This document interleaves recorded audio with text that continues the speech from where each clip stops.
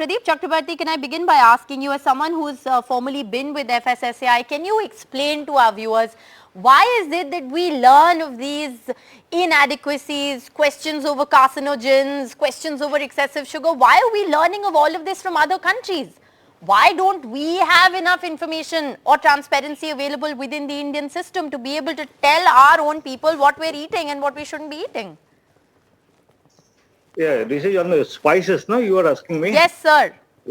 Yeah. So spices, I'm really disturbed to know that ethylene oxide has been found in these spices, and the ethylene oxide is banned by European Food Safety Authority since 1991, and it is not permitted by FSSAI also. It is insecticides or pesticides and sterilizer also, when it is used in some other industries.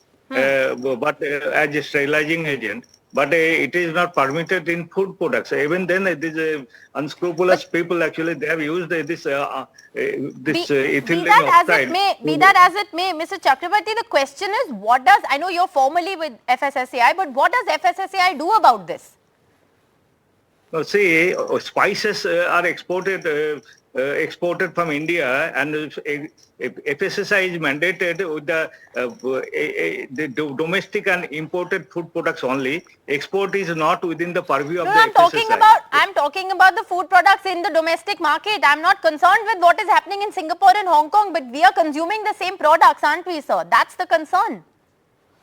No. In domestic product also, definitely it is the responsibility of the FSSAI and also the Spices Board.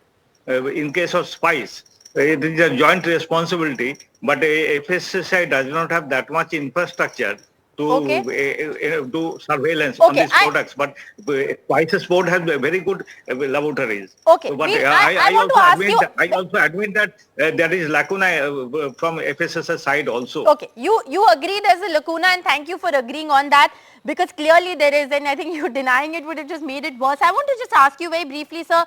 Last year, there was a survey that was conducted. Over 1.23 lakh products were surveyed. Some 25,000 food items were not found to be meeting the conditions. We don't know what those items were. We don't know what those 25,000 items were. We have absolutely no idea about this survey. We are only learning about it from FSSAI now. So my question to you is, can we expect at least more transparency from the Indian food regulator so that people are learning about inadequacies or lacunae or problem from our own country and not from surveys and health regulators abroad?